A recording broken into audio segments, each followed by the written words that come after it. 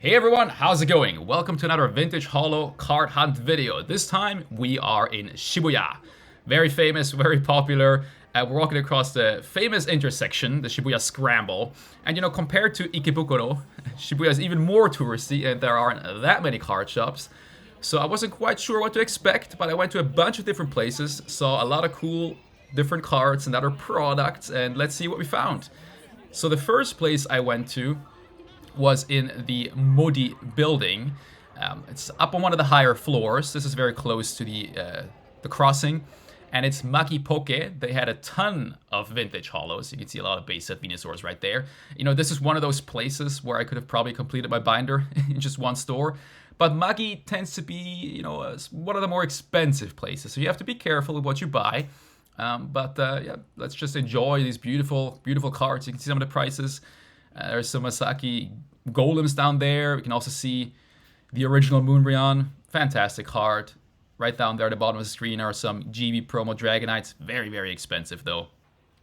They also had a ton of level X's. You can also see the gift box Mew.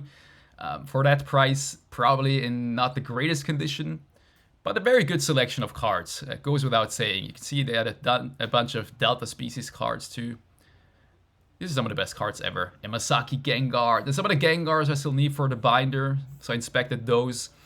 And I want to show here just a stack of Koro Mews and a bunch of Dark Raichus as well. And a lot of Lugias too. I inspected quite a lot of those. Well, maybe I picked one up, maybe I didn't. Stay tuned.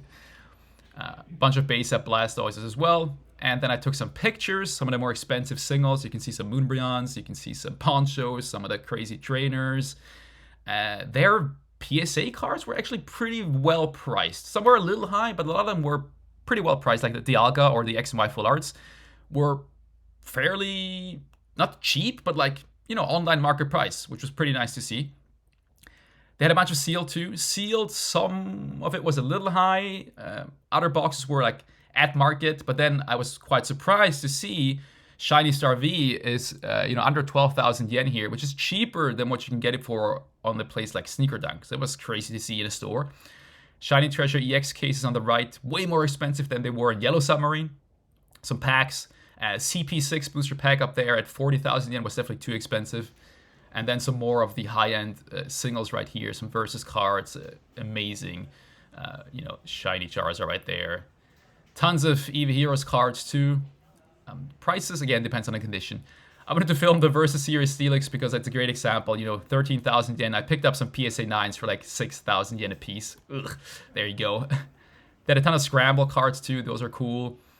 And then a good selection of Pikachu cards. Those level X's are always nice. And that black and white promo that I'm getting rated. Fantastic card. And I bought a bunch of stuff, so stay tuned to find out what I bought. All right, so the next stop is going to be in the Parco building. We're going downstairs, underground. There are a lot of restaurants here. But the store here that I went to is Mint. Now, Mint is mostly a sports card shop, but they had some Pokemon.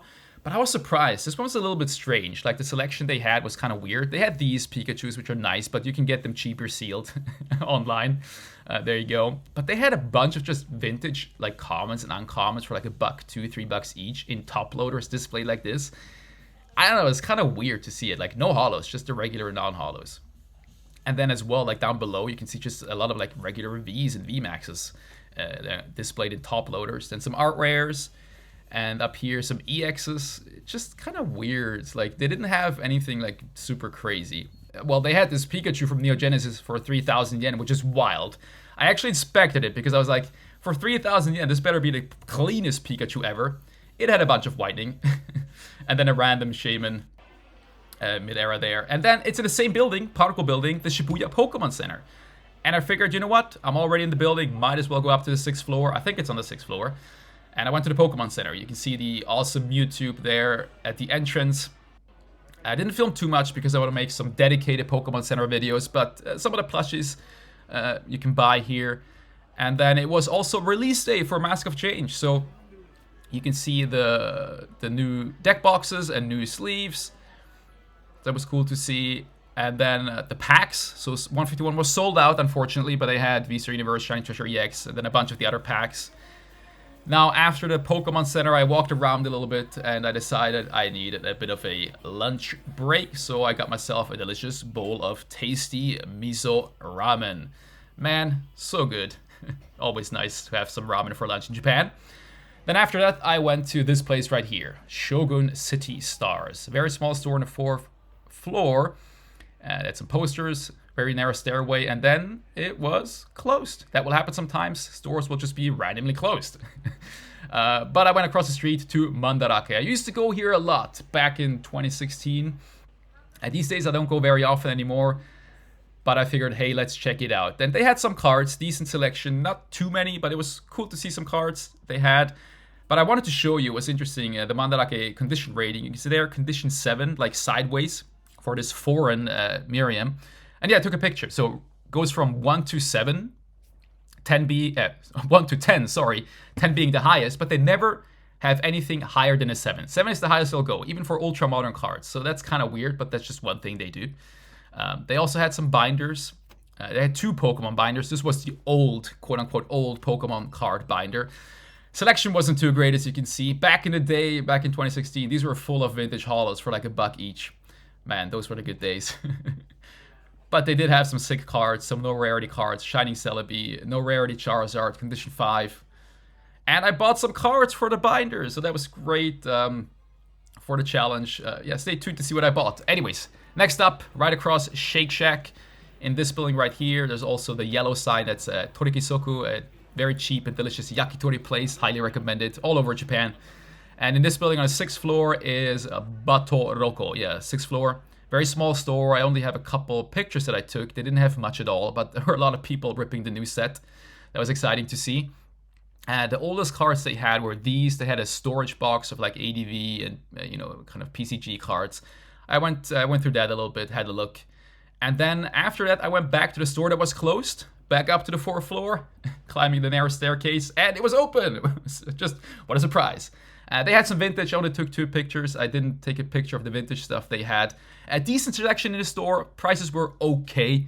And, well, I actually bought a couple cards. So stay tuned to find out what I bought. But that's it. Filled my backpack with a bunch of cool cards and other products. Saying goodbye to the Shibuya crossing here right before heading back home. But let's have a look at the stuff that I bought. Back home with the binder. Let's see what I bought, let's see the prices, and let's see the condition. I bought quite a few cards today and other stuff too, even some stuff to open, so I'm very excited. But let's just get right into it. So the first card we bought, if you can read Japanese, well, there it says Neo, but if you can read Japanese, maybe you know the level, it is, I bought a Lugia. So I finally picked up a Lugia. This was from Magipoke. You can see 3,980 yen. I inspected all the Lugias they had at like 10,000 yen and below. And this one was like the best deal in my eyes. There was one that was like quite a bit more expensive, but it was only slightly better condition. There was one that was like a little bit cheaper, but in way worse condition. So this one's pretty good. It's actually on the back. On the back, it is really quite clean, like a very clean card on the back. A little bit of whitening down here. And on the front, it does have some hollow scratches. Let's see if I can get them to show. There you go. You can see like that one big scratch and then a few smaller ones. But overall, this is perfectly fine for the binder. I think it's a good binder copy. And this is a decent price. Like this is about, I would say, fair market price for this card in this condition. And so, yeah, I figured it was a good enough deal. And it was a better deal than the cheaper one. And it was a better deal than the more expensive ones. So that's why I picked it up. And it's exciting that we can finally add the Lugia to the binder. Just have to get some sleeves. I believe it goes right here. Oh man, that's very satisfying. Alrighty, next up, still at Magipoke, I picked up this right here, this magazine. If you've never seen this before, well, this magazine is what this card came in, the Ancient Mew. Very excited. This is actually the error version, the Nintendo error version. I don't know if you can catch it right there. It says Nintendo instead of Nintendo. Yeah, there you go. You can see it. So very popular card, very popular version of the Ancient Mew. I paid about 5,000 yen for it, 4,900 and something. And this card is actually really clean. It's got a few things on the edges, like a little bit right there and a little bit up here. But other than that, this card is like really clean, like actually like exceptionally clean. It's got the famous Ancient Mew print line. These old ancient Mews with this like hollow pattern, they almost all have these, so that's very common. Sometimes they're top down, but yeah. Overall, 5,000 yen, honestly, that's a pretty good price for this card. It's difficult with this card, like sometimes you'll see people pay the same for very clean cards, but then you'll also see people pay like way more for cards in like way worse condition. Bit all over the place, but yeah, very popular card, the Ancient Mew Error version. If you didn't know, the corrected version of this, where they fixed the whole Nintendo thing, actually wrote Nintendo, is quite a bit rarer and way more expensive. It's one of those examples where the error version is more common than the corrected version, but still, this being this kind of cool error, still very popular. And I've actually never owned this, and getting it with the original magazine that it came in, it was in here when I bought it. I just put it in a sleeve. It sits right there. Pretty neat. And honestly, for 5,000 yen, this was a pretty good find, especially in a place like Magipoke, right? So yeah, and it's just always fun to go through these like old magazines because there's always like interesting artwork and all sorts of things. Oh, look at that, Southern Islands. Pretty neat.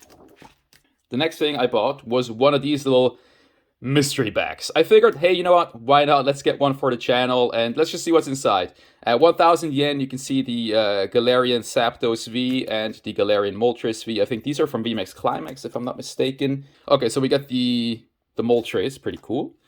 And then here we have the Zapdos, and then let's see what else we get. So yeah, this is probably just going to be bulk. Yeah, to be expected. So sometimes these can be a little bit better. You get some more stuff. Okay, we got a couple holos in here. We got a cool Articuno, but yeah, nothing to write home about. The backs look fine. So yeah, not bad. I've never owned these cards, so pretty cool to add them to the collection. So the last thing I bought from Muggy was a PSA card. That's crazy. I hardly ever buy PSA cards, and I never buy PSA 10s. I made an exception, and I bought a PSA 10. I bought the Altaria character rare. I picked this up as kind of a meme, a little bit, because this is one of those cards that during the boom last year was very expensive. It went crazy. It was like $100+ card in a PSA 10. And look, I paid 3,000 yen for it. The grading fees in Japan are 2,200 yen, cheapest you can get before shipping and insurance. So you can't really get this card and grade it yourself for cheaper than this. So it's kind of a pretty easy buy at this price. So I just think it's a decent deal, genuinely. And I do like the card. I like Altaria. Altaria is one of those Pokemon I've always kind of thought about starting an Altaria binder or collection. I don't know. It serves as a memory of how crazy things can get when there's a lot of hype and FOMO.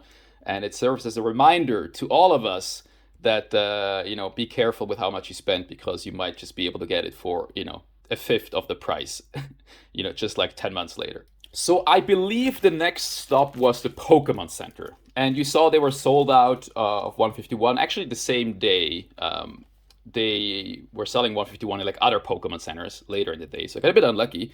But I picked up other things. I picked up a booster box of V-Star Universe. Of course, they removed the shrink wrap.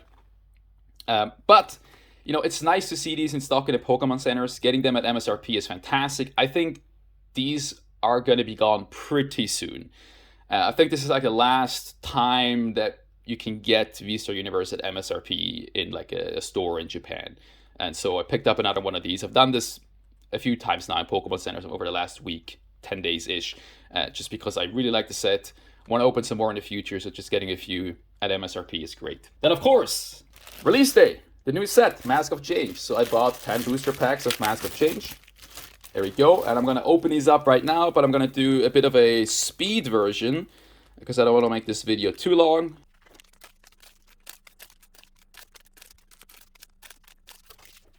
I got my box from a Pokemon Center. It was very interesting seeing like all the people in the card shops like ripping so many of these boxes. I mean, people were going crazy. Got a Palafin EX, that's nice. Yeah, I think it's a decent set. It's not like the best set ever, but it's also not terrible. There's some nice artwork. Or it looks like we got an A-Spec. That's nice. There are some nice art rares. Oh, there's a lot of Pokemon that I don't know the name of. The Tatsugiri art rare is pretty nice. Some of the trainers are pretty nice. Some of the Ogerpon, Terra EXs are nice. And like some of the SARs are pretty nice. We got a regular holo here. Oh, there's something here. Probably another EX, I think. Oh man, these are nice. There we go. Dragapult EX. So that's probably going to be it. 5 hits out of 10 packs is kind of what you expect. And yep, that's it. Nothing in the last pack. Back to the challenge. Mandarake. I actually bought some stuff in Mandarake. I couldn't believe it myself. Last time I bought in Mandarake was probably 4 years ago. I don't know. But they had some decent stuff. So I bought the rainbow energy from Team Rocket that I needed for the challenge.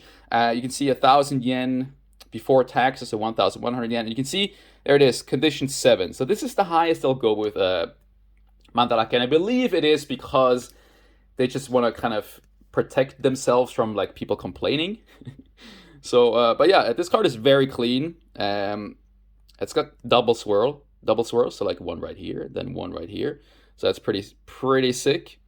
And yeah, this is a very clean card. Yeah, super happy with the condition of this card. Goes right here. Okay, how about this one? The Trade Please promo from 1998. I've made a video about this card in particular. This is one of the coolest cards in the hobby because it has a holo back. The only card with a holo back. One of the craziest cards Pokemon ever printed. Love it. One of my all-time favorites. Honestly, this card is too cool. This is interesting. 1,500 yen, 1650 after taxes. And you can see the condition on this one says Itami, which means like damaged. So this says it's damaged, which means usually the card is completely destroyed. Now this card has no flaws. It is absolutely perfect. I mean, this is such a clean card. Like, it's actually crazy. But the damage is right up here. You can see, there it is. Like a little crease in the corner. You can also see it on the back. There you go. It looks like a Masaki mark. I don't know if these were shipped the same way Masaki promos were shipped. You know, the reason why Masaki promos are so hard to grade is because the Masaki mark. And it looks exactly like this. And so this might be the similar type of damage. But honestly, like for a binder, like I have this in a PSA 10 in a collection. But to add this to the binder now, like this is, I'm totally cool with that. Like this price, even with this damage, to me is like way too cheap. Like this might be the coolest pickup of the day. But that's probably because I just love this card. The last store we went to was that Shogun place or Samurai place. I forgot the name that I had to go back to because it was closed the first time. But I found 2 cards for the challenge, so that's cool. The first one I picked up is a Dark Golbat. Nice little swirl. Again, another one of those cards where the swirl kind of sold it for me. 850 yen.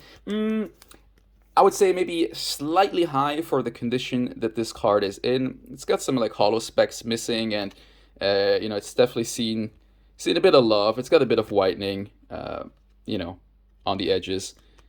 Not terrible though. Like, I don't know, like I would say like lightly played maybe. I don't know, but decent enough for the binder. And like I mentioned previously, I can't always buy like minty cards because it would just get too expensive. But there you go. Dark Golbat goes right there. And then I picked up another card. I picked up for 1,500 yen. There it is. I picked up the Dark Ampharos. Such a good artwork, man. Neo Destiny is just crazy with the artwork. A nasty swirl up there in the top left. Just an amazing card. The front looks really nice, but on the back, similar-ish. It's got some wear and tear. You see like a little something up there. It's got a bit of whitening, but honestly not that bad. Like this card is cleaner than the Golbat, and it was only slightly more expensive. And like Neo Destiny holos are much scarcer than Team Rocket holos. So this was like a decent deal, I think, for the card in this condition. And I believe it goes right up there. I mean, I can't stop looking at this card. The artwork is so good. One of the best sets ever, in my opinion. Boom. Shibuya was interesting. Not that many card stores, but I did find some decent deals. You know, Magipoke, where I bought the Lugia and like the Ancient Mew and the PSA 10. I will say I inspected a lot of cards, and like 99% of the cards I inspected were way too expensive for the condition. So you just have to really try and find the right cards. But yeah, there you go. Thanks for tuning in. I hope you enjoyed it. If you liked the video, give it a thumbs up. Thank you very much for that, and I'll catch you in the next one. Bye-bye.